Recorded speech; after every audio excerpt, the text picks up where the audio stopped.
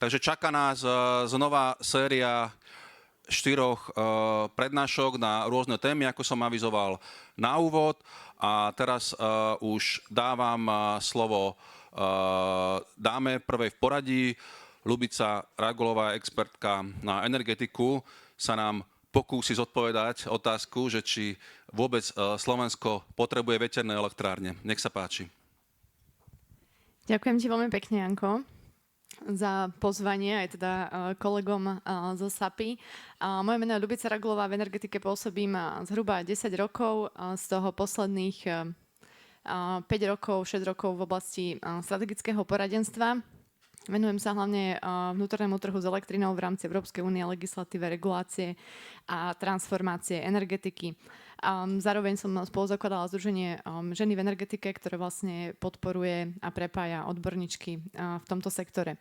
Dnes by som teda rada povedala niečo o tom, aká je situácia v energetike na Slovensku so zameraním teda na sektor elektriny a trošku teda sa pozrieme na to, že či teda potrebujeme, nepotrebujeme tie veterné elektrárne.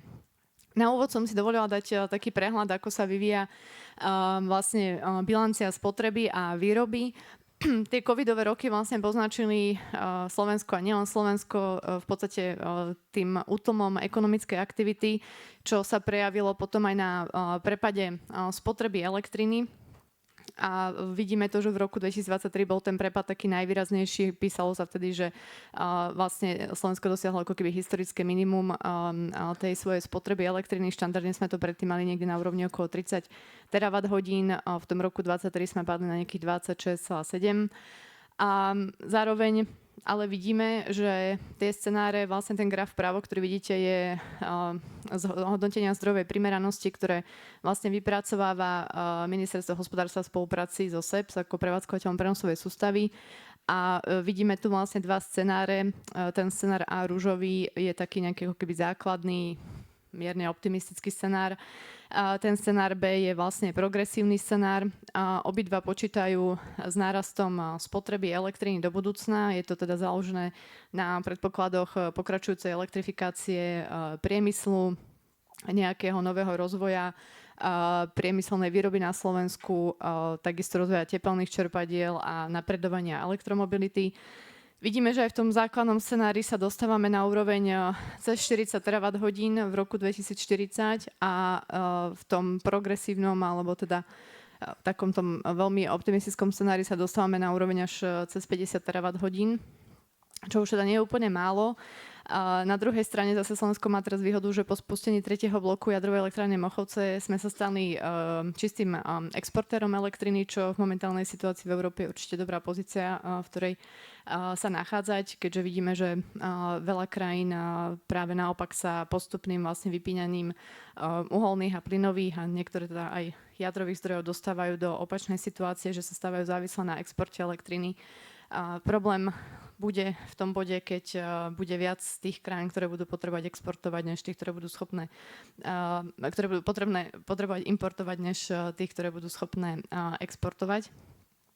V zásade ale teda tá bilancia Slovenska momentálne je dobrá, ale rozhodne vidíme, že ten energetický mix alebo teda tú výrobu potrebujeme posilovať, ak teda sa naplnia tie predpoklady minimálne v tom základnom scenári a tá spotreba bude stúpať.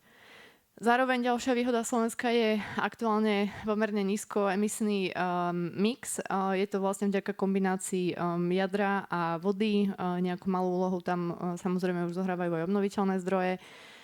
Vidíme teda aj z tých diskusí na tej národnej úrovni, že sa ďalej počíta s tou silnou úlohou jadra.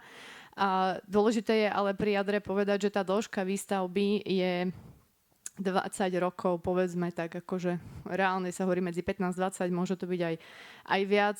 Záleží teda od rôznych faktorov. Jednoducho ide o veľmi dlhú dobu výstavby a preto je podľa mňa dôležité riešiť aj dostatok zdrojov v nejakom krátko a strednodobom horizonte, kde práve napríklad sa ukazuje, že tie veterné elektrárne s výstavbou, s dĺžkou výstavby niekde okolo tých 2 rokov môžu hrať dôležitú úlohu.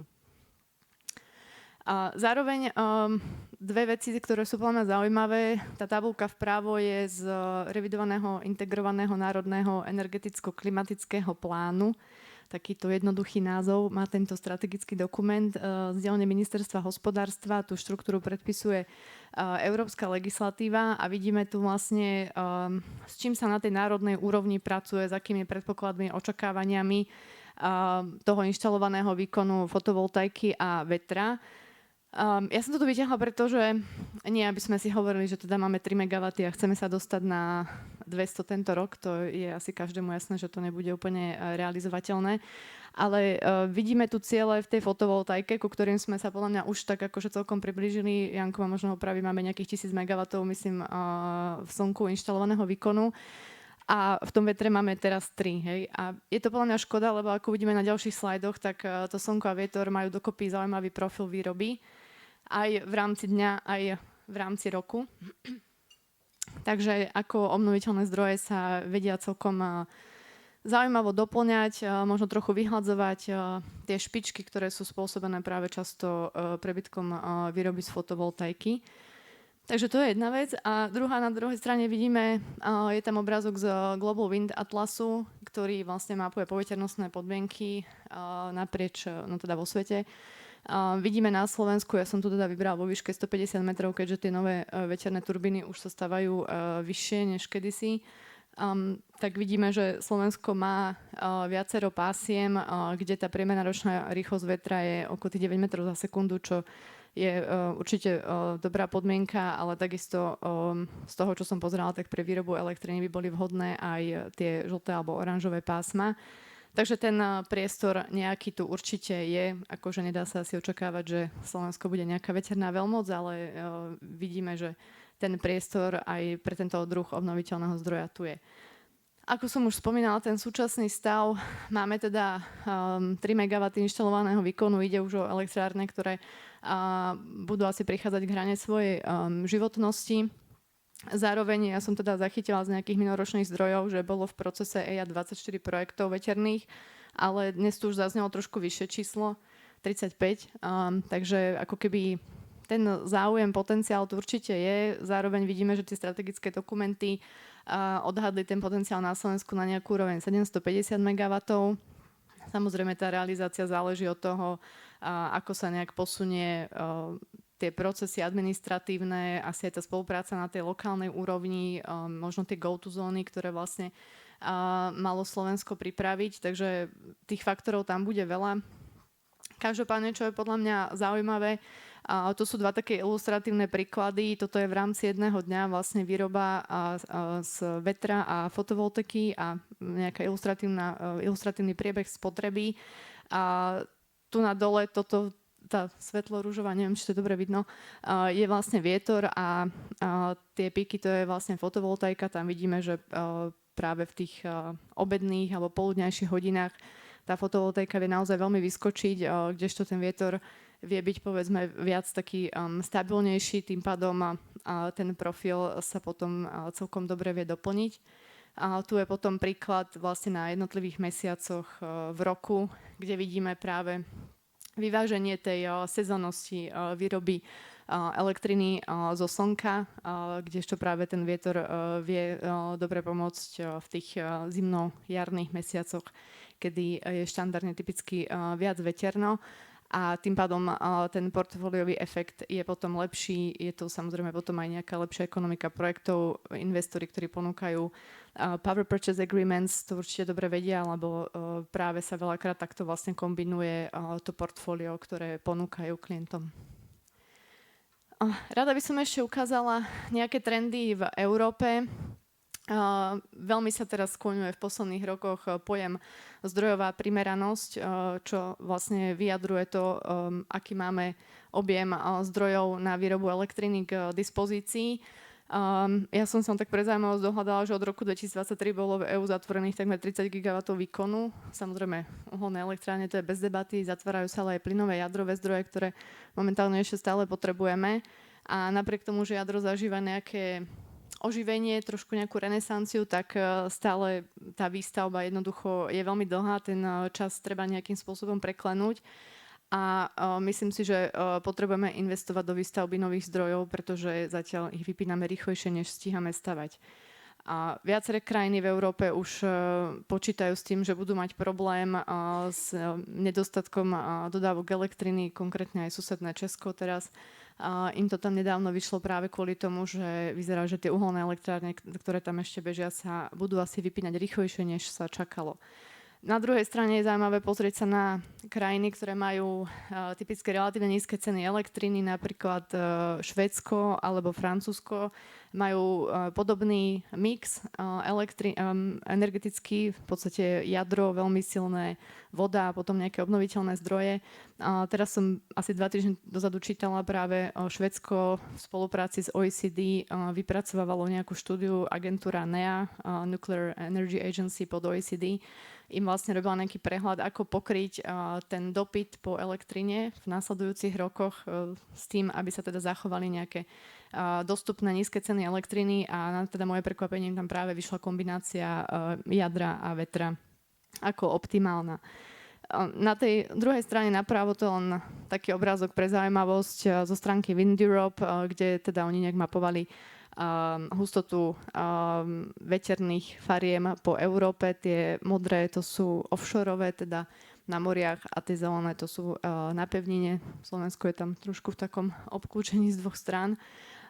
Takže vidíme, že je to technológia, ktorá už funguje nejaký čas v Európe. Ten vývoj ide veľmi rýchlo dopredu, takže aj keď človek niekedy číta nejaké štúdie o nejakých negatívnych dopadoch spred 7 rokov, tak už možno nemusia byť teraz úplne aktuálne, lebo tie technológie sa relatívne rýchlo posúvajú.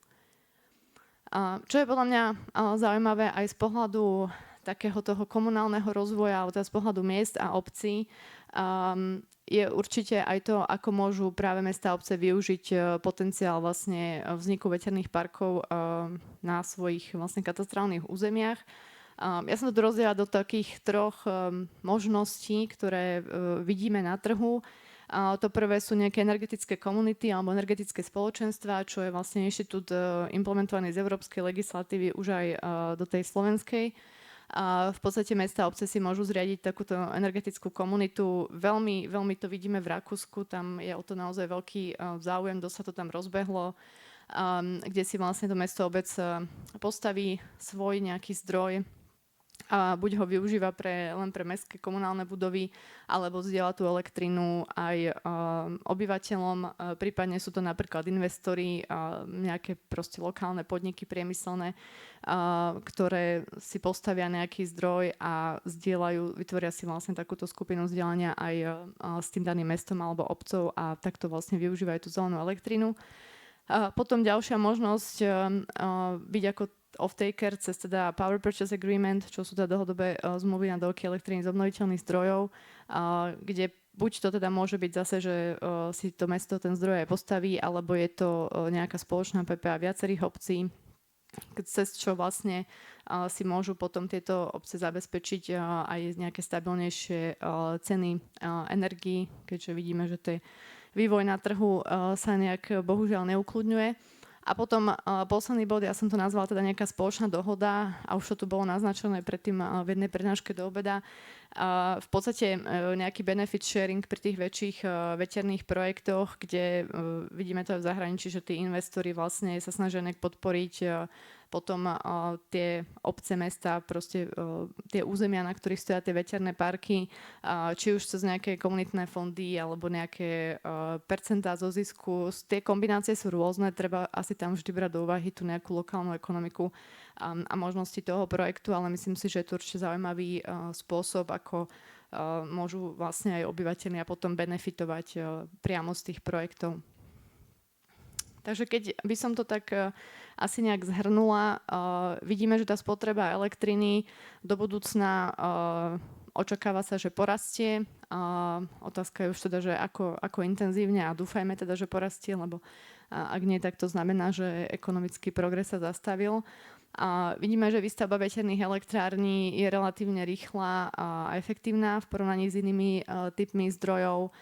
Slovensko má teda nejaký obmedzený, ale určite využiteľný veterný potenciál a je škoda to nekombinovať s tou fotovoltikou, ktorá tu už je.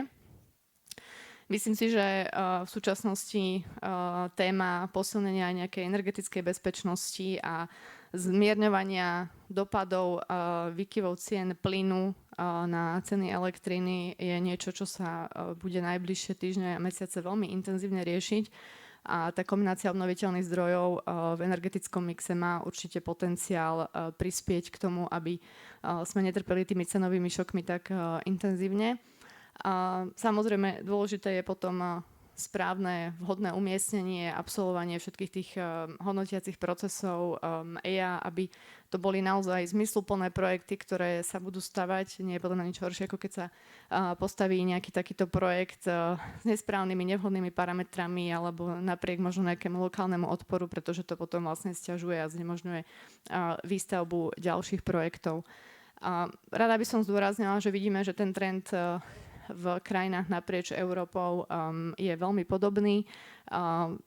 To, že to jadro bude hrať príjm v európskej energetike v najbližších 10 ročiach je podľa mňa už viac menej asi jasné, ale vidíme, že to vôbec nejakým spôsobom neznižuje dôležitosť a potrebu obnoviteľných zdrojov. Práve naopak vidíme, že sa to môže veľmi dobre doplňať.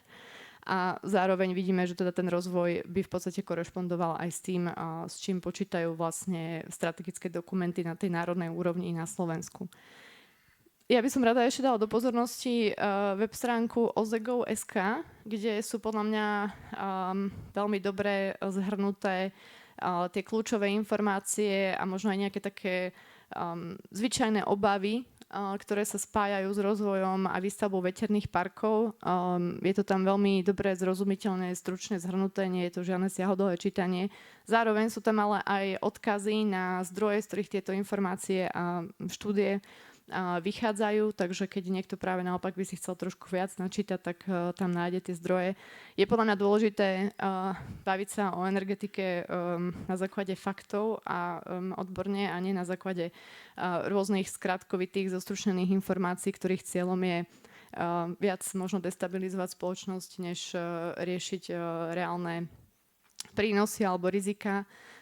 Takže asi toľko za mňa a myslím, že som ešte ušetrila čas. Ďakujem veľmi pekne za pozornosť. Ďakujem Ľubici Ragulovej za naozaj veľmi obsiahle zhrnutie problematiky z pohľadu energetiky. Veterné elektrárne by nemali byť strašiakom a už vôbec nie pre energetický sektor, aby som to neopakoval. A tiež ďakujem za dodržanie časového limitu. Takže pokračujeme ďalej.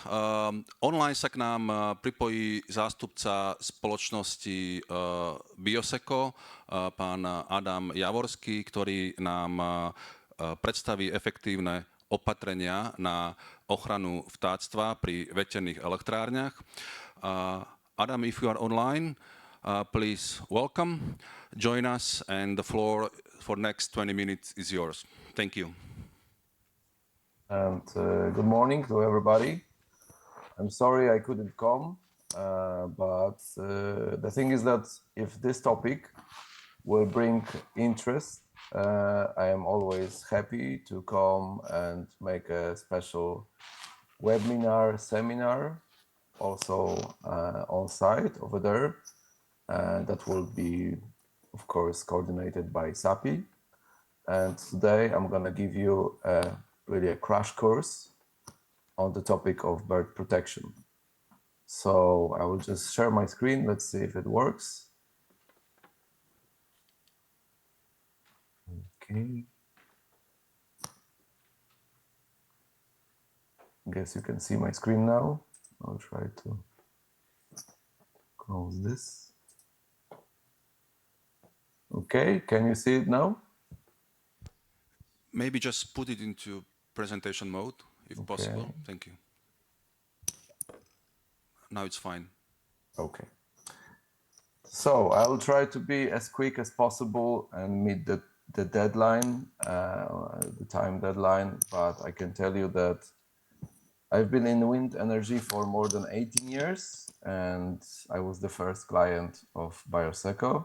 I was building wind farms, operating wind farms in Poland. And 8 years ago, I joined the company because I saw that there is a tremendous problem for the wind industry related to bird sensitive areas, and the fact that authorities are really becoming more and more demanding in terms of ensuring that there is sufficient protection of wildlife, also related to wind energy. So that's why I'm here today, and thank you very much for the invitation. I will not go very much into the history of the company. I will just tell you it's been more than 10 years of very intensive works on research and development.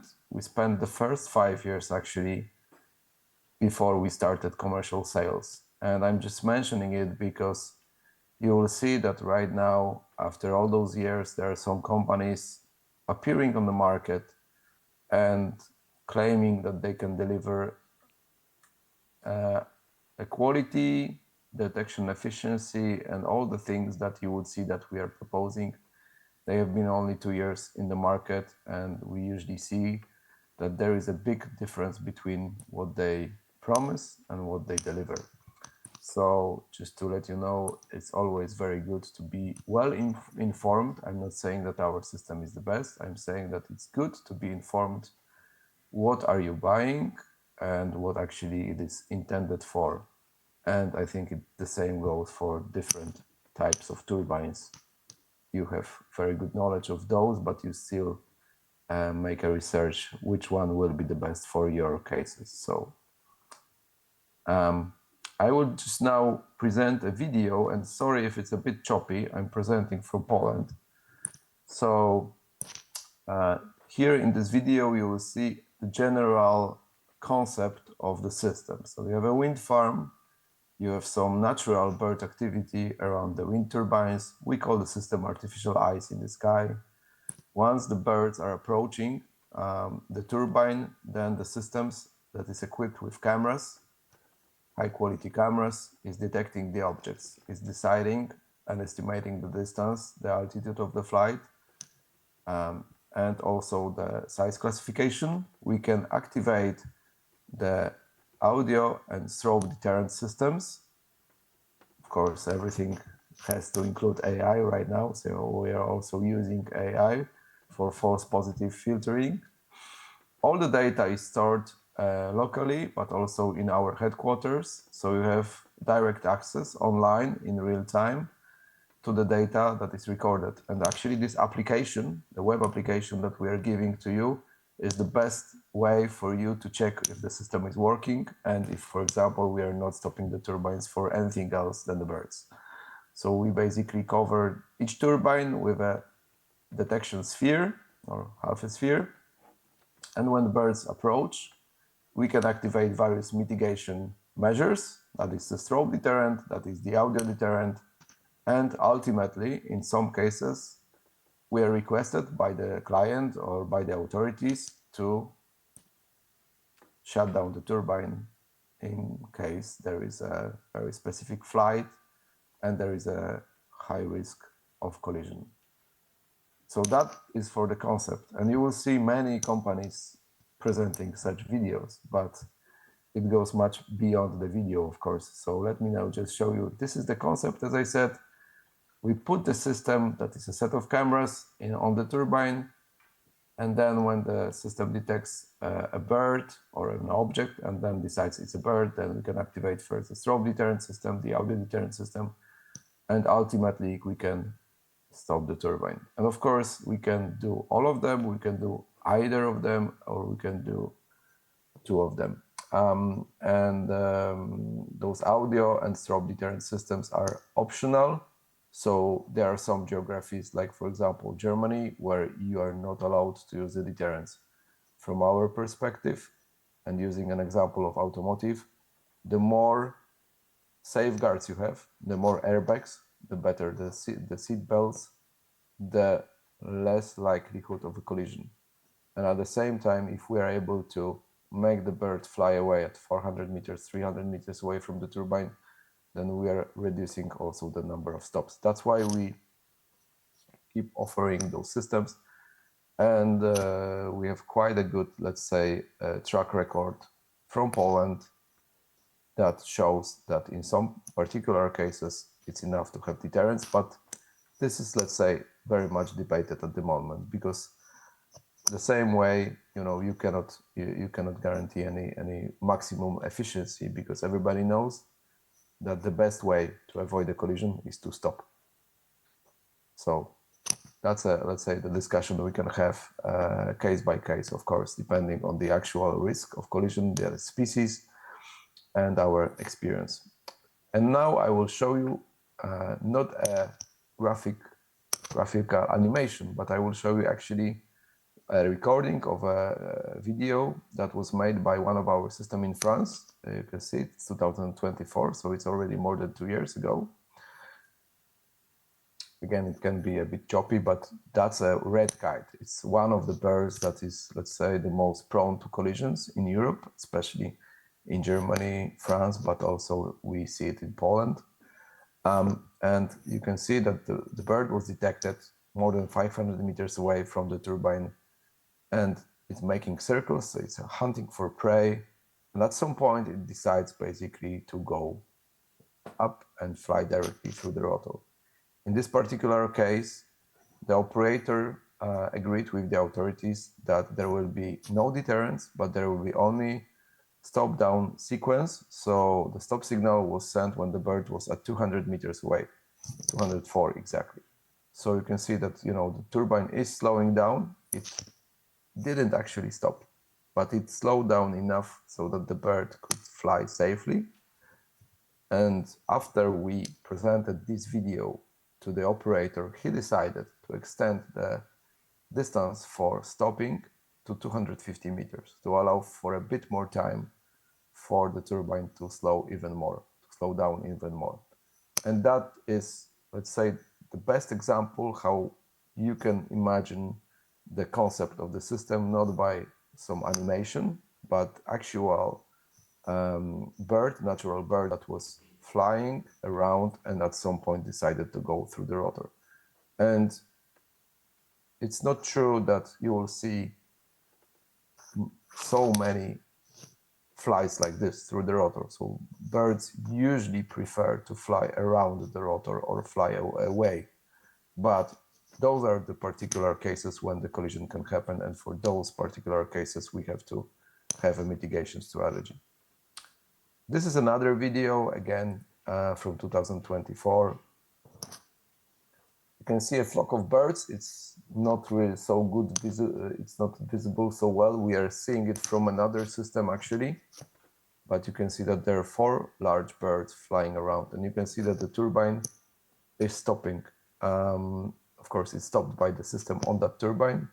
And then you can see that those birds are actually flying very close to the rotor. So it's like from side view how the system is operating. I will not go very much into details related to the different versions, but if you look to the left, you will see that we had something called BPS standard 6 modules. That was 2019 release. So we are talking 7 years old release.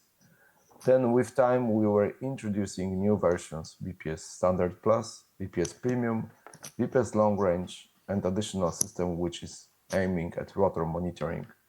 So when anyone comes to us, we're discussing what is actually that is needed for the project. The turbines are getting bigger, and we need to make sure that we can detect birds at certain distance that will be sufficient to take action. It doesn't really make sense if we detect the bird at 100 meters. There is no action we can actually take. So we were increasing the detection distance and detection efficiency by upgrading the hardware, by increasing the resolution of the cameras, by increasing the quality of the lenses. Like in binoculars, you can have binoculars for 20 years, or you can have binoculars for 2,000 euros. And this is how the technology was developing. But it's very important that each of those systems had been independently reviewed and validated on-site tests. And we can share the reports showing the detection efficiency. Whenever you meet any supplier of bird protection systems, or AKS, as they call them in Germany, or SDA, as they call them in France, when they tell you that they can detect a bird at 600 meters, you need to ask them, what kind of bird is that? And what is the detection efficiency? Are you detecting 1 out of 100, or you're detecting 95 out of 100? And this is very important if you want to really keep the protection efficiency at sufficient level. Of course, if you're not detecting 90% or 80% at certain distance, that will be a problem ultimately. I told you that I will give you a crash course on bird protection topic. When I started 8 years ago, I knew that there are some cameras, they detect the bird, and they should protect the bird. And that was my knowledge. By now, I know that all those things really have a material impact on efficiency of the protection, bird protection.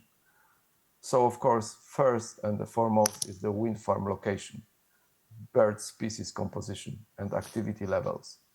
You have some places which are not so sensitive for birds, whereas you might have some other places that are very sensitive.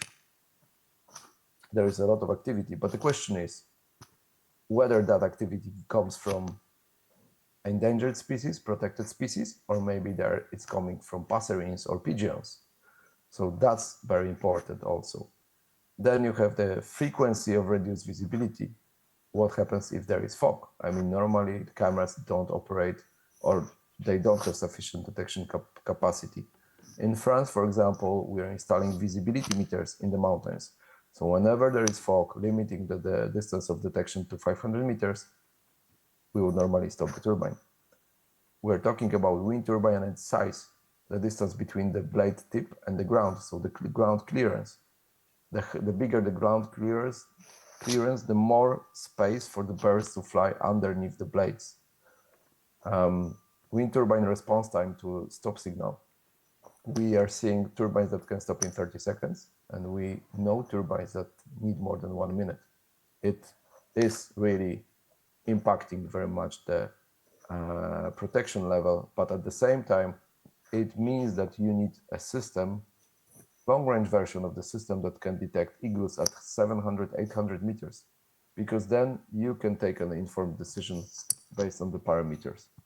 And then the technology that you might consider has very many features. So monitoring area, detection efficiency, possibility of monitoring several objects simultaneously. You will see suppliers that will tell you we have 2 cameras, and basically they're monitoring throughout the whole time, but they don't monitor continuously. They need to scan the sky, and then when they meet an object, they zoom in. But what happens with the rest of the sky when the system is zooming in? The algorithms, and actually the algorithms is something that is taking most of the time to develop and improve the algorithms.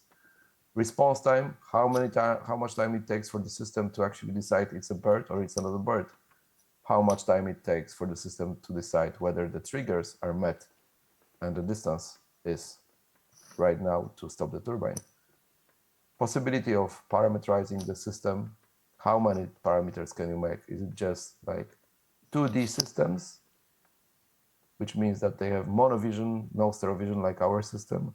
2D system, you cannot input too many parameters because basically they cannot estimate the distance. They cannot classify the size in a precise way. So you can basically set, if there is a bird, stop the turbine. regardless of the fact where the bird is. In our case, we are equipping the system with stereo vision cameras so we can locate the bird in the sky.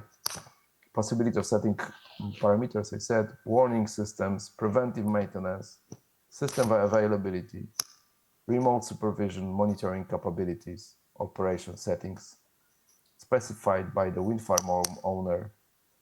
Sometimes we see that wind farm operators are saying, okay, I just put it on the turbine and we see what happens. And I'm telling you, this is not the way. We should put it on the turbine. We should preset some parameters. We should check in reality what is the pattern of the activity after the wind farm was constructed, which will change. It will change compared to the pre-assessment study. And on the right-hand side, you have a table.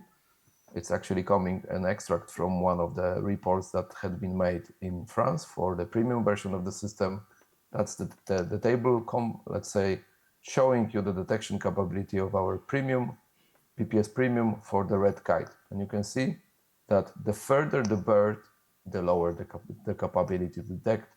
So you can look at 400 meters and it's between 84 to 77%. So what is very important is that to understand what is the detection efficiency for certain bird at certain percentage.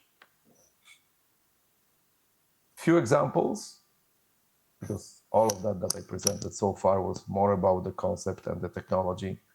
Some examples. Spain, the first project we have done in Spain, in a region of Castilla-La Mancha, a wind farm from 2020, 27 turbines. First, we delivered 4 systems in 2021 because there were collisions of vultures and royal eagle. The systems are stopping the turbines. So it's been 6 years they are stopping the turbines. Subsequently, it's a large customer, it's a large client in Spain, decided to equip additional 3 turbines with the system because there were more collisions.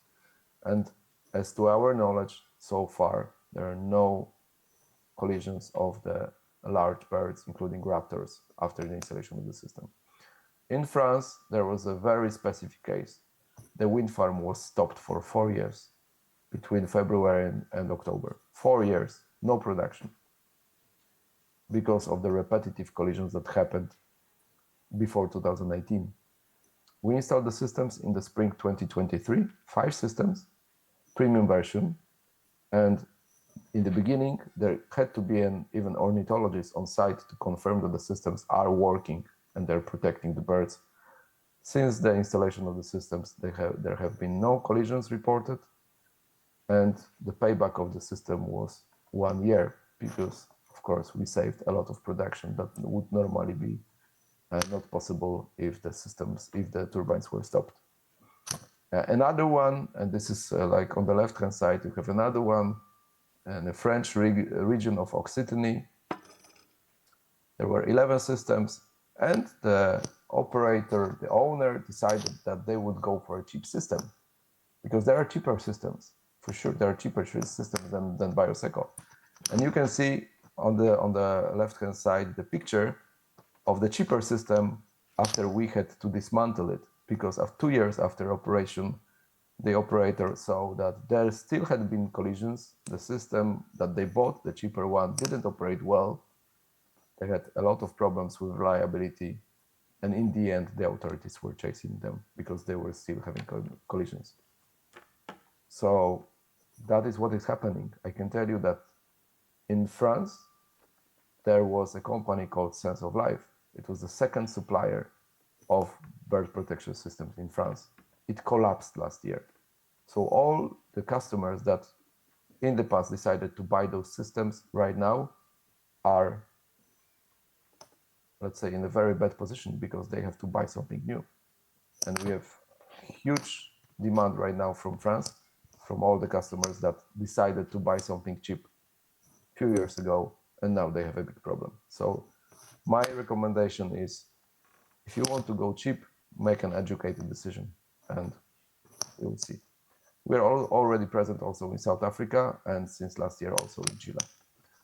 Losses of energy, typical question, and I can tell you anything from 1% or even 0.5% to 5-6%. That depends really on where you place the wind farm, what kind of turbines you have, how fast they can stop. And if we are talking about the shutdown on demand, it's called shutdown on demand, it will be very different in different periods of the year. So you can see that the activity, of course, between spring and summertime is huge. The good thing about our system is that you can see the brown columns are basically representing the small birds. Usually small birds are, let's say, protected, but not at the same level as, for example, eagles.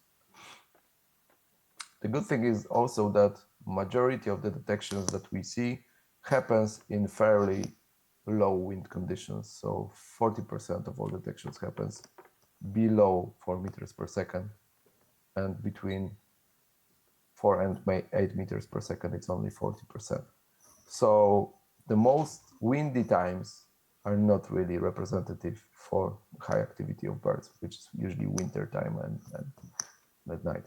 Another, let's say, real case, because I'm telling you about real cases, in France, again, 6 turbines operating since 2023.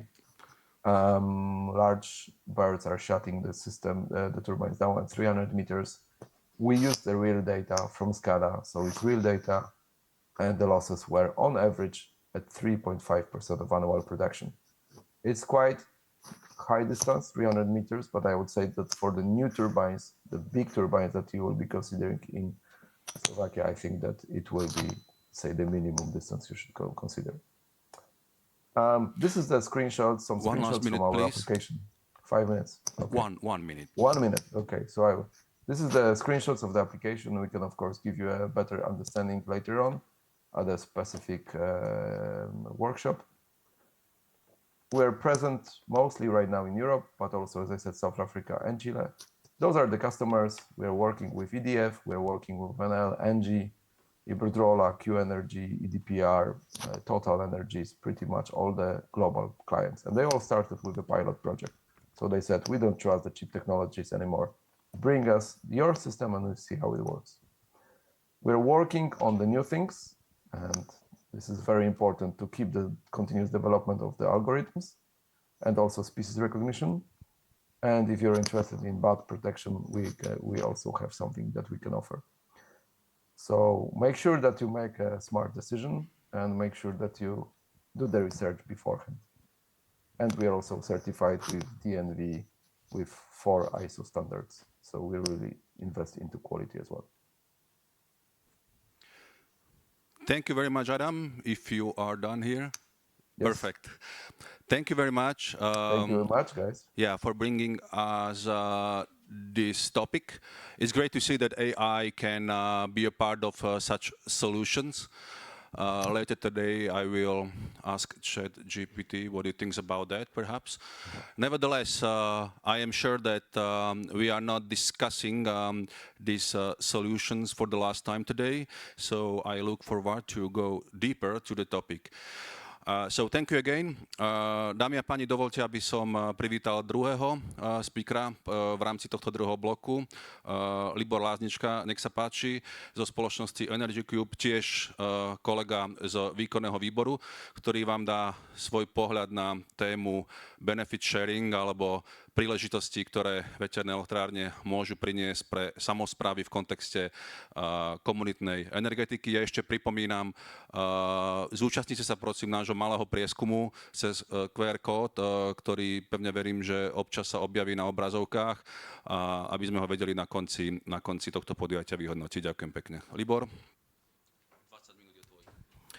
Ďakujem pekne. Jano, ja ťa opravím. Ja som už tretí rečník, nie druhý. Ja tu mám časomieru, výborne, mám aj svoju. Dobre, tuším, sme sa preklikli o pár slajdov, to vám ešte nechcem prezradiť. Ja by som uviedol túto tému, že prečo vôbec komunitná energetika, prečo vietor.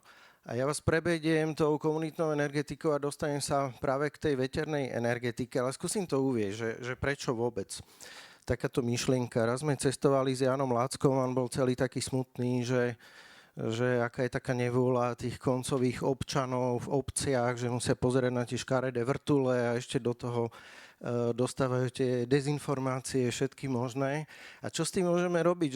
Že však tí investori chcú pomôcť aj tým obciám, aj sa podelia radi, len to skončí niekde v obecnej kase a pre toho koncového odberateľa, pre toho občana je to trošku také neviditeľné, možno sa z toho postaví nejaké detské ihrisko alebo niečo užitočné, ale už to nie je vo vzťahu k tej veternej elektrárni.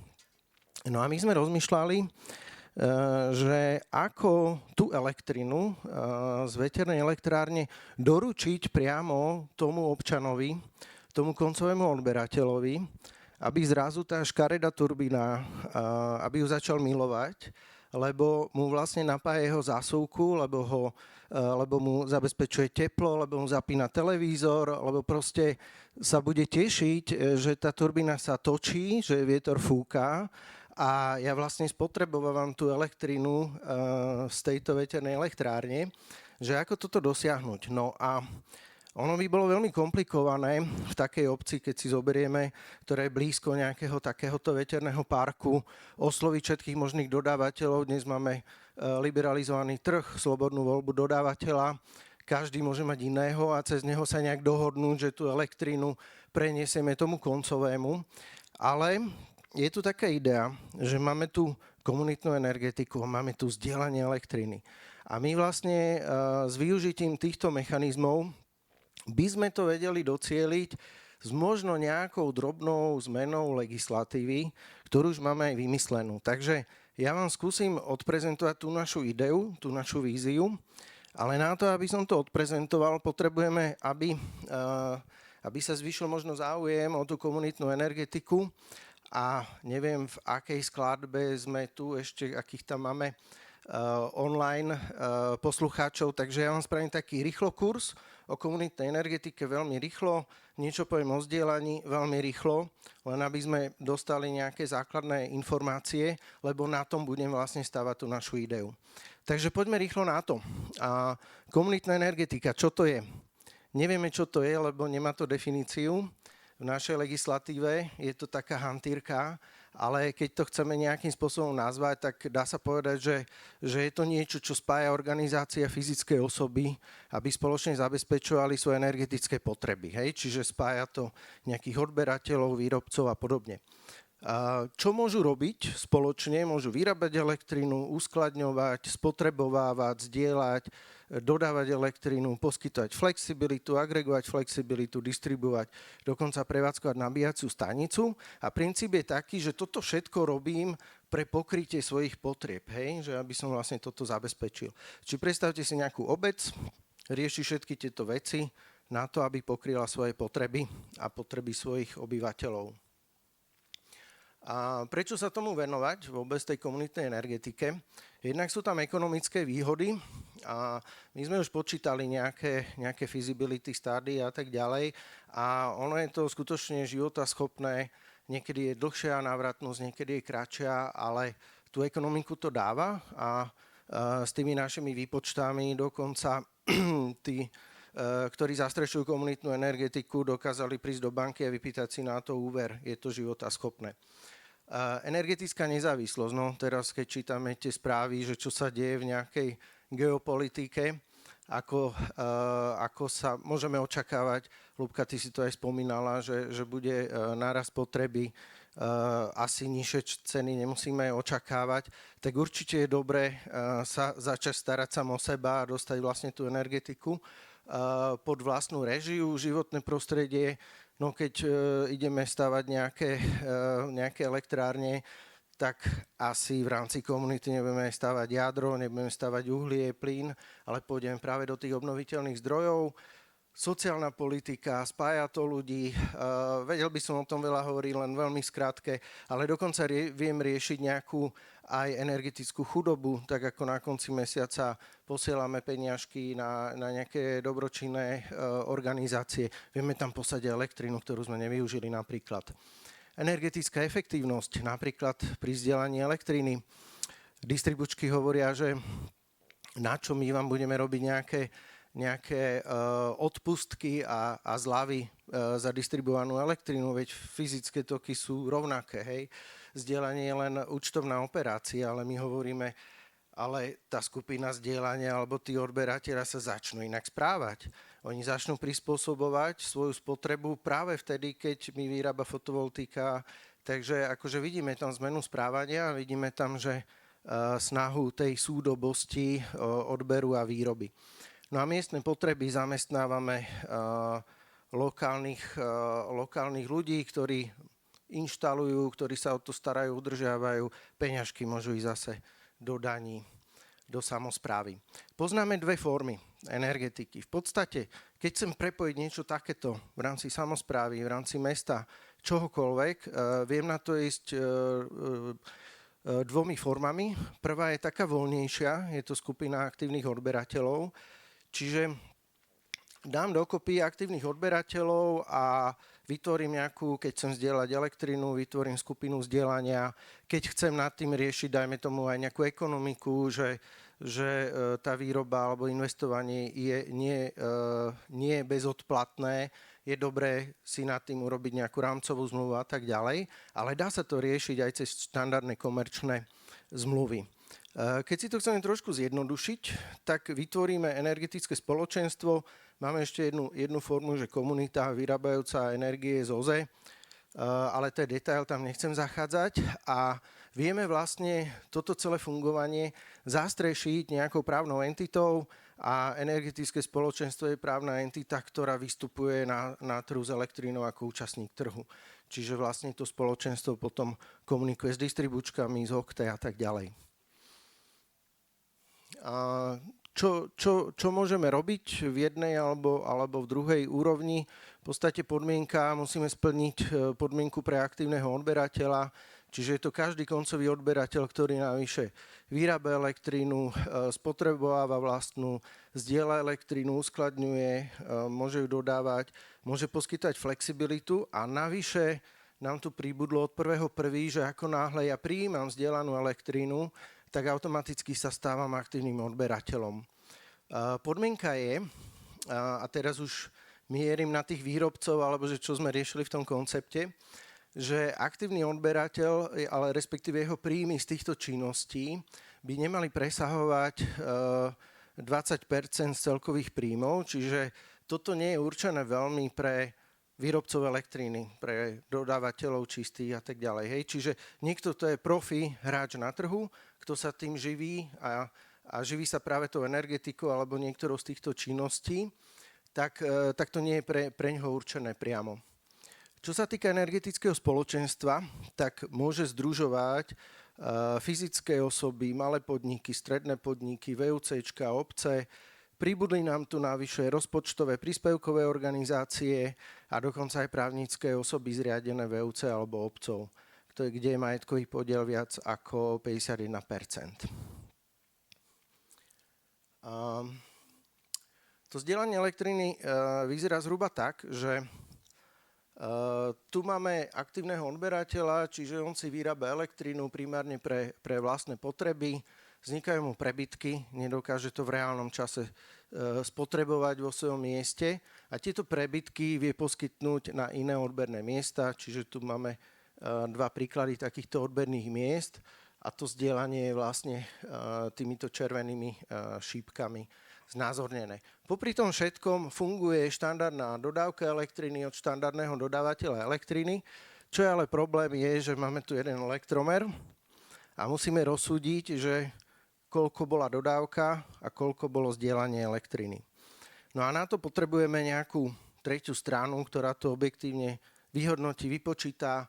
Tretia strana je OKTE, ktorá dostáva údaje o nameranom množstve, vyhodnotí zdieľané množstvo a poskytne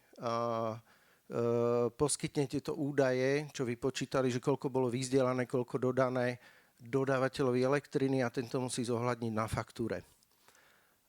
Spravili k tomu v OKTE informačný systém EDC, kde si to vieme krásne takto pozrieť a ten náš benefit je taký, že na faktúre síce uvidíme, že elektromer nameral nejaké väčšie množstvo, ale ten dodávateľ mi musí vyfakturovať množstvo ponížené o tú zdieľanú elektrinu. Tu vlastne tam vzniká tento benefit. No a teraz k tej našej idei. Dnes, keď chceme uzatvoriť PPAčku, čiže zmluvu medzi výrobcom z OZE, máme, dajme tomu, veterný park, s odberateľom, že mu vlastne dodá elektrínu, tak ten výrobca sa musí dohodnúť s dodávateľom elektriny.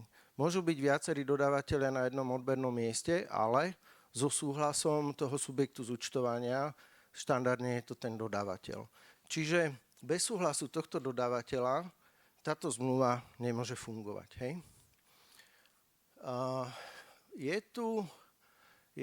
Čiže vlastne ten odberateľ časť elektriny dostáva na základe štandardnej zmluve o dodávke elektriny, môže to ísť združená zmluva o dodávke elektriny a časť dostáva od výrobcu z OZE a celé to manažuje ten dodávateľ.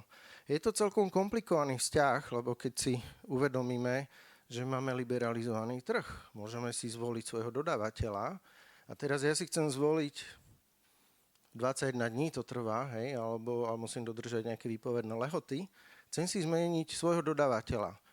Ale čo s týmto vzťahom, hej, mám tu nejakú trojstrannú zmluvu, už je to komplikované, už tu máme nejaký taký vendor lock-in na to, aby som sa slobodne rozhodol a našiel si iného dodávateľa. Takže toto je jedna taká nevýhoda, nehovoriac o tom, že ten dodávateľ teoreticky môže nejaký takýto vzťah odmietnúť, respektíve sme závislí na jeho vôli. No a my sme vlastne vymysleli taký koncept, ktorý by sme radi možno ešte širšie prediskutovali, našli k nemu nejakú oporu. Je to tá možnosť, že by sme využili koncept zdieľania elektriny, ktorá by bola vlastne v objeme podľa tej PPAčky, ktorá je dohodnutá s aktívnym odberateľom. A tým pádom by sme sa vlastne odstrihli od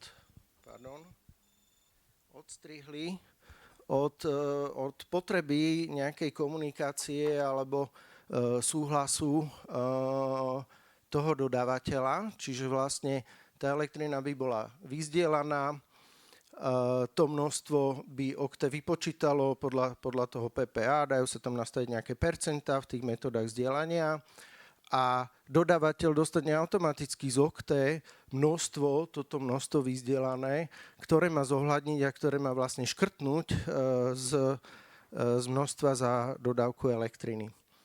Takže máme nejakú takúto ideu, ktorú by sme chceli rozpracovať, využiť vlastne ten existujúci mechanizmus.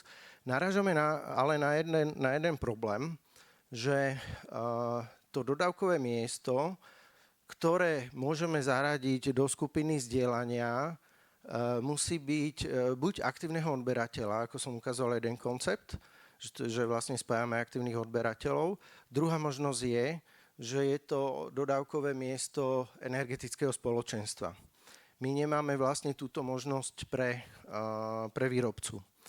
Takže tá zmena navrhovaná legislatívy je, že v prípade, že výrobca elektriny uzatvorí PPAčku s nejakým aktívnym odberateľom v nejakom rozsahu, tak vlastne v tomto rozsahu môže poskytnúť do skupiny zdieľania to množstvo, ktoré vlastne súhlasí s tou zmluvou. Takže aby sme ho vedeli v takomto prípade zaradiť a využiť celý ten mechanizmus.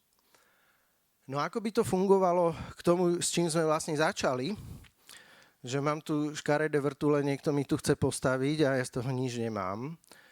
A čiže keby som z takýchto škaredých vrtúl sa dohodol s energetickým spoločenstvom, čiže s obcov, kde sú zapojené nielen odberné miesta obecné, ale môžu tam byť aj miestni podnikatelia, ale dokonca práve aj tí obyvateľia, tie fyzické osoby. A dajme tomu, že je toto obec, ktorá je blízka práve tomu projektu, alebo je to viacero takýchto obcí, čiže do toho spoločenstva môže spadať nejaký trošku taký región, ktorý je tohto dotknutý, tak vlastne ten výrobca môže sa dohodnúť s energetickým spoločenstvom, môže uzatvoriť PPAčku, môže sa dohodnúť, že nejaký podiel z vyrobenej elektriny dodá tomuto energetickému spoločenstvu a cez to zdieľanie elektriny sa tá elektrina dostane všetkým týmto konkrétnym členom, ktorí budú do toho zapojení. Takže nebude to nejaká dotácia nejakej anonymnej obecnej kasy, ale bude to vlastne konkrétne, hmatateľné, niečo, čo vidím na faktúre, že mám zníženú, alebo že som ušetril na tej dodávke elektriny. Takže toto je jedna vec. Má k tomuto niekto nejaký podnet? Ste ohromení. Tak ideme ďalej. Potom máme ešte jednu vec, že keď už by toto išlo, tak, že vlastne vieme vyrobenú elektrínu alebo výrobcu zapojiť priamo do skupiny zdieľania, alebo môže to byť aj čistý výrobca, môže to byť, dajme tomu, aj ten aktívny odberateľ, tak vlastne ja ani neviem, že či v tom okte je v nejakej skupine zdieľania registrovaný výrobný zdroj, ktorý by nebol z obnoviteľných zdrojov, ale nie je to akože nevyhnutná podmienka. Ale minimálne to okte si vie pozrieť, že tá elektrína, ktorá zdieľaním je priraďovaná do tých odberných miest, že bola vlastne dodaná z obnoviteľných zdrojov. No a my tu máme ešte taký paralelný trh so zárukami pôvodu. Poznáte záruky pôvodu? Záruky pôvodu si môžete vystaviť na elektrínu vyrobenú z OZE. Podmienka je, že ten zdroj nesmie byť zaradený do podporného mechanizmu. A tú záruku pôvodu potom môžete obchodovať a končí to niekde u koncového zákazníka, ktorý vie na tom benefitovať napríklad tak, že v tej výške sa mu odpustí spotrebná daň. Hej? Čiže je za tým aj nejaký ekonomický záujem. No a my tu máme takú ideu, že nech tie záruky sa vlastne automaticky prideľujú v rámci toho zdieľania, aby nefungovali takéto mechanizmy. Ak samozrejme teda ten výrobca s tým súhlasí, že automaticky sa vystavená záruka pridelí tým koncovým odberateľom, keď si to ukážeme v tomto formáte, týmto všetkým koncovým odberateľom, ktorí vlastne sa podielali alebo ktorí dostali tú zelenú elektrínu, tak to môžu to využiť možno aj v rámci nejakého ESG a dokladovania, že vlastne využívajú zelenú elektrínu. Tak toľko asi na záver. Ďakujem pekne, ušetril som ti minútu času. Ďakujem veľmi pekne Liborovi Lázničkovi za príspevok. Vidíte, že spolupráca v SAPI prináša aj svoje ovocie. Čiže ak to mám teraz celé zaobaliť, našou snahou je zjednodušiť systém zdieľania elektrickej energie tak, aby, ako ja hovorím, prirodzený benefit veterných elektrární pre samosprávy sme vedeli aj reálne aplikovať. Takže pevne verím, že sa s tým pohneme ďalej a realita možno, že aj prečí naše očakávania. A ešte raz, Libor, prepáč, áno, bol si tretí speaker v poradí, ale je to stále medailová pozícia. Tak teraz dovolte pozvať štvrtého speakera pre tento druhý prednáškový blok, ktorý nám zástupca spoločnosti Nordex Acciona, ktorý nám predstaví modely veterných elektrární, keďže Nordex veterné elektrárne vyrába aj dodáva, a ktoré sú vhodné pre územie Slovenska vzhľadom na veternosť, vzhľadom na topografiu terénu a tak podobne. So I invite you, please come over. I didn't want to mispronounce your name, so please introduce yourself because I'm a little bit unsure about that. I'm just saying that we expect that you would mention what kind of wind turbine generators has Nordex in its portfolio that could be suitable for a Slovakian environment. Please go ahead. Thank you very much for the invitation. My name is Nahuel Cloud. Thank you all for being here, and mostly because we are trying to make the world a little bit greener. So this is the important thing after all. Let me introduce you with a little bit of the Nordic history. If you don't know, we have more than 40 years of experience. We started with this little machine that looks like a big bull some 40 years ago. Imagine rotor diameter 27 meters is like, I would say, a little bit twice of this room. 250 kilowatts machine is, just a small town or really like 5-6 houses. But then after 40 years, after having a merger with Acciona company in Spain and growing with more than 11,000 employees around the globe now, we reached to our 175 meter 6 megawatt machine. So imagine that only one machine is providing 6 megawatt of power. And this is currently our big seller in Europe. What is our track record? As you see, Delta 4000 has more than 45 gigawatts contracted in more than 30 countries around the world. We, for the 4th year already in a row, we are market leaders in Europe, especially in Germany and Eastern markets. As you know, we are pushing a lot in Poland the last years. And we would like to support Slovakia in this path that is developing wind energy into the grid, right? And if we count as well our track record combining with the Acciona wind turbines, we have more than 65-80 gigawatts contracted, so a big track record. I wanted to show you a little bit of what we are doing in East and in Poland. We have more than 5 gigawatts contracted around Region East. So we have experience in what this means to source components and bring them there, to install the turbines, to install the towers, to transport them. I know that transport sometimes can be a little bit tricky because you have like small roads, you have restrictions, you have bridges. So we have a good experience and we become experts in doing this. And in Poland, as you know, we have now more than 1.5 gigawatts commission, and we have a strong pipeline ongoing for the next years as well. Let's speak about our specific wind turbine portfolio. This that you see here low is our old Delta 3K platform. I will not say it's really a good product for Slovakia, but it's good to know when you have like really strong permitting problems. We are selling most of this in France, UK, Belgium, because they have high restrictions, so we still have it in our portfolio. But if we go further to our development, we are going bigger and higher ratings. We started with the 149 5X machine, and then we went through the 163, 5X, 6X, and then 175, 6X. And if we are going higher in rotor, this is usually suitable for lower wind speeds, more suitable like we see in the wind map in Slovakia. For sure, we could use those machines in strong wind conditions, like we are selling a lot in Finland, Germany, some parts in Canada. 175 has a big track record now in Canada. But that means it's always an exchange, right? If you have a machine that is suitable for high wind conditions, the life extension should be lower a little bit.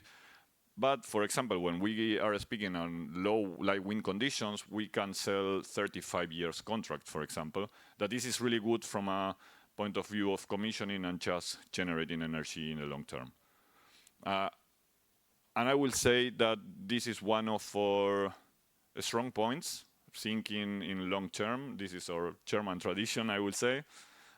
So for sure we are selling 30, 35 life years contracts. So let's deep dive a little bit on the actual turbines. I will like that afterwards, if you have some specific questions, come to me, because I usually like to do this more like interactive, but at the moment we cannot do it. So one thing that we always want to keep in our portfolio is the reutilization of most of the components. So we want to standardize and we want to improve, but we don't want to change that much the platform, because that means we can be more certain or more predictable of how this machine works, right? So when we release in 2019 our first 149.5X, then we try to optimize the blade for wind conditions that they are lower.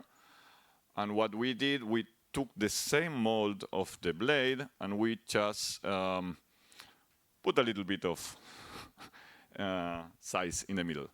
And keeping the same shape of the wind of the blade, we increase 7 meters in each of the blades. That gave us 40 meters in total in rotor diameter, and that was how we can achieve like a better stability for low wind conditions. One thing that is important about our turbines is when we say that we are selling a, let's say, 5X machine, that means that we can sell different power modes and different rated modes.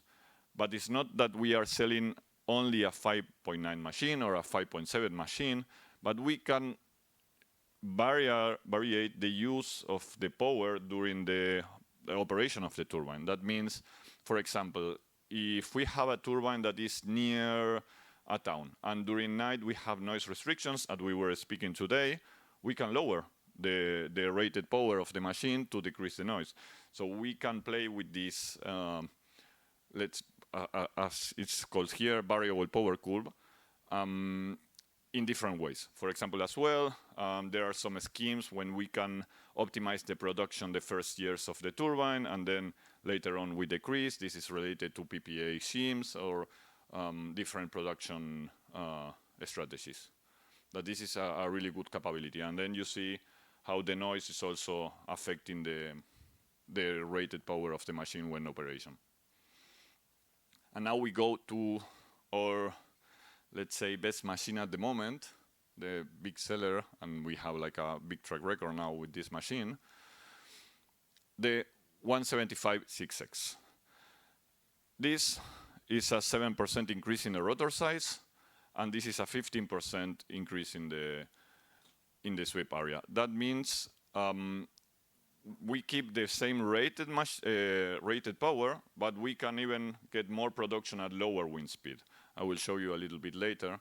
And this is a new blade that we developed for this specific machine, because we were already in some limits with the 163, so we did the renovation of the blade. But for the nacelle and the electrical components, we wanted to keep as similar as possible to allow standardization, better prices for LCOEs, and as well, we know how the components work, we know how the components are in operation, so this brings a lot of certainty in a proven platform. Here we can see the changes, and what we try to use is the mainly components, the power electronics, because the rated is the same, but we just need to reinforce, for example, gearbox or jaw system. We need to add one more motor here, but mostly we try to keep the harmonization. Here you can see what I was telling you, that we redesigned the blade to make a more robust blade and also improve for the noise as well.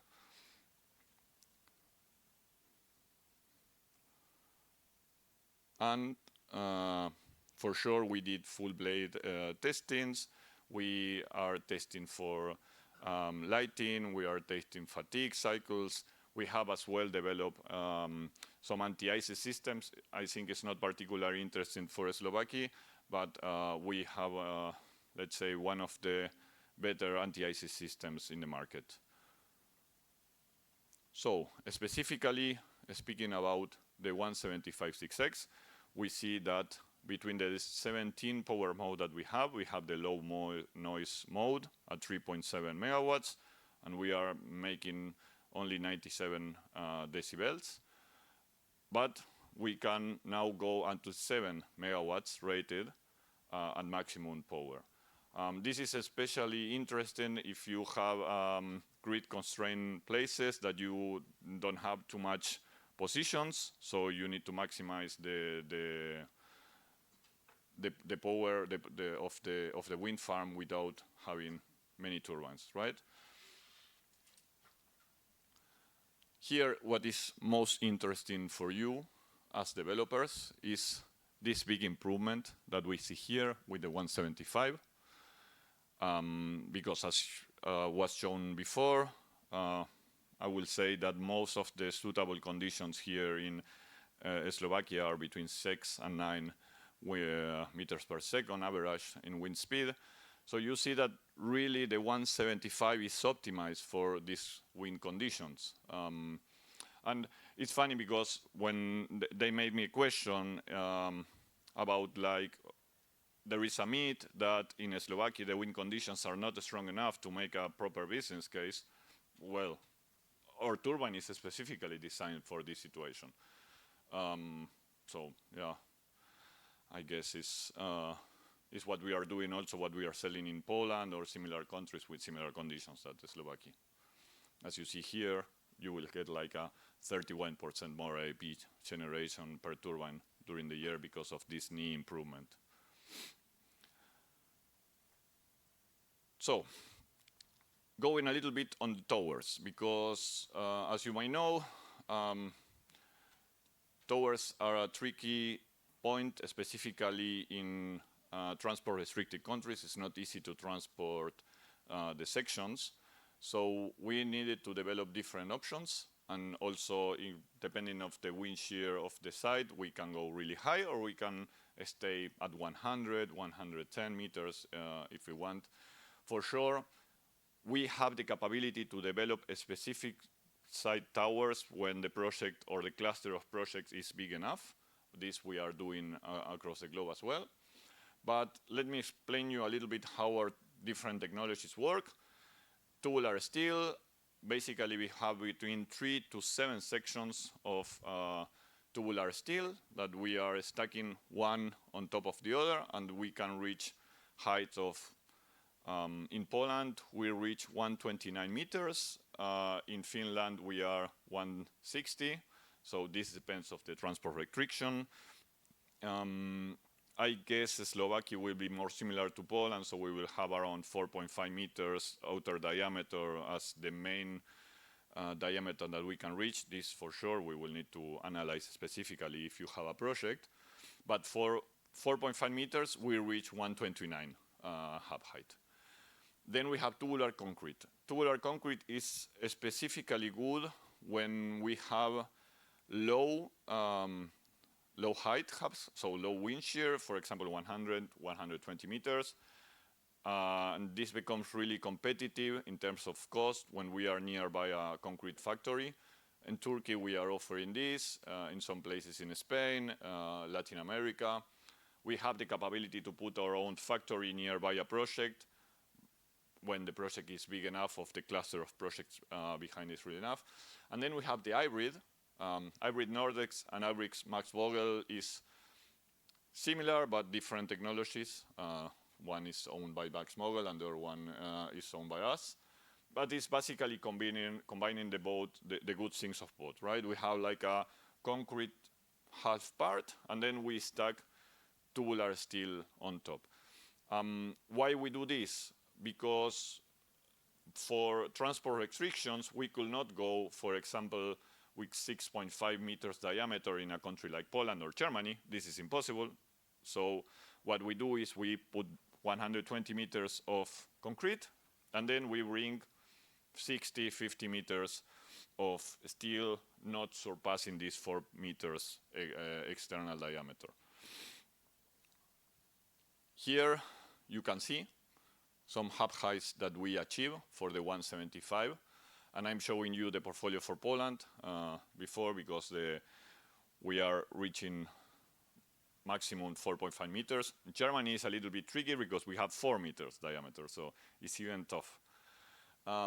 So we have 112 meters, 129, and the hybrid that we are reaching 179 and 199. So this, when you bring a project to us, we will do not only laying out and a site assessment of the project that you bring, but we will also do AAP calculation based on the wind shear, the wind conditions, and then we will try to offer you the best hub height that suit your project, thinking also in the costs, right?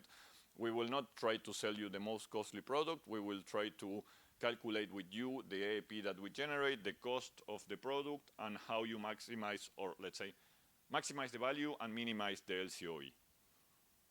This is our let's say, our customer focus strategy. Supply chain.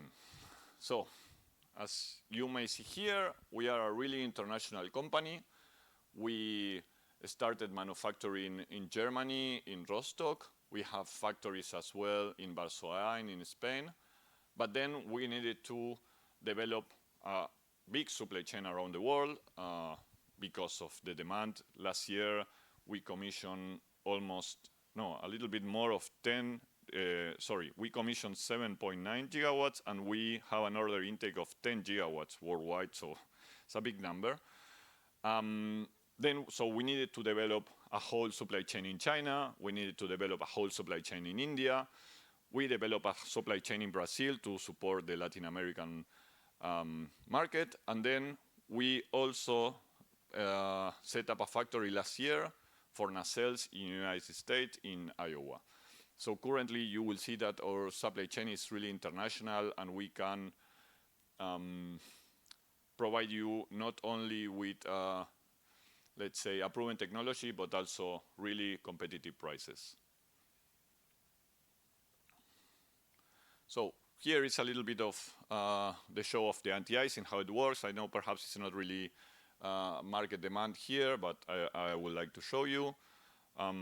This is done by connecting some heating mats around the blade. They are all connected in parallel, and we achieve a really good operational experience with these turbines. We have proven that we decrease the anti-icing events and losses between 60 to 90%. So currently, I would say it's the best performing anti-icing system in the market. And this is, yes, something interesting to Slovakia, also part of this meeting today, or noise specification and measurements. So you see here, we have proven that our noise specifications are better than the measurements. So measurements are lower than what we specify we are selling. And yeah, you can have also these reports available at request. So validation of the 175. Here is a type certificate. We are working closely with TUV and DNV on reports that we could also share with you if you want and if you are interested. So we have like not only a proven platform, but also a type certificate for the specific machine. Prototype 1, this is what we bring last years in Germany when we developed when we commissioned the first 175. Prototype 2 and prototype, okay, I don't have the picture for the prototype 3. So, perfect on time. So, yeah. So perhaps if you have any questions, please feel free to get in contact to me, or I will be tomorrow as well here in Slovakia for any one-on-one if you want, so I can do a more extended presentation or detailed Q&A session. But thank you very much for your attention, and I hope that we can together bring value to this market. Thank you very much, Noel. Please.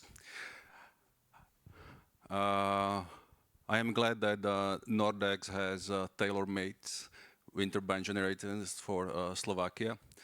I can confirm that all the 35 projects that I mentioned in the very beginning in the morning, including actually those 2 pilot zones, acceleration zones, they are counting with wind turbines 6 megawatt plus. So I believe that we are going in the right direction. Dámy a páni, dovolte mi ukončiť dnešný seminár. Chcem sa poďakovať aj všetkým, ktorí sa k nám pripojili online. Pre vás informácia, bolo ich približne 60, čiže viac ako sme sa zišli my tu v sále. Dovolte mi ešte raz poďakovať našim partnerom pre toto podujatie, teda spoločnosť Windhunter Service, spoločnosť Nordex Acciona a spoločnosť Bioseco, ako aj nášmu mediálnemu partnerovi Energii Portál. Malé vyhodnotenie, respektíve vyhodnotenie toho malého dotazníka, kde sme sa dopytovali vás ako účastníkov tohto seminára, ktoré dôvody považujete za najväčšie pri šírení dezinformácií pri téme vetra, tak definitívne vyhrali prvé 2 dôvody, a to je agresívna komunikácia zo strany odporcov projektov veterných elektrární, ako aj slabá angažovanosť vlády práve pri tejto téme. Ale áno, označili ste mnohí z vás aj slabú komunikáciu zo strany jednotlivých developerov či samotnej asociácie. Takže berieme túto kritiku do vlastných radov a pokúsime sa pracovať s touto témou aj za asociáciu viacej intenzívne v nadchádzajúcom období. Ďakujem aj celému týmu SAPI za to, že pomohlo zorganizovať toto stretnutie. Verím, že sa vidíme pri inej príležitosti, pri iných témach v rámci série SAPI Biznis Tuesdays. Zároveň vás aj pozývam na našu výročnú konferenciu SAPI Energy Conference, ktorá sa bude konať tradične v Senci v máji v tomto roku. Všetky detaily nájdete na web stránke našej asociácie.